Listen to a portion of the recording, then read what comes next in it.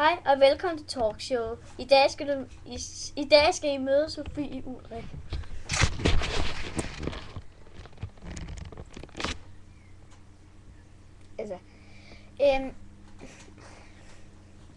Hej og velkommen. Jeg ser lidt for dum ud.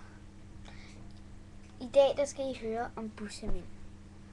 Altså en bussemand kan både være en, der styrer en bus. En, der piller bussemænd, altså den der, man putter op i næsen. Og så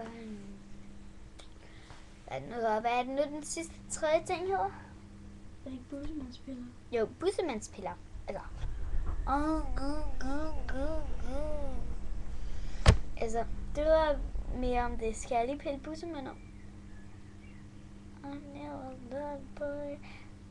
Okay, vi hører musik.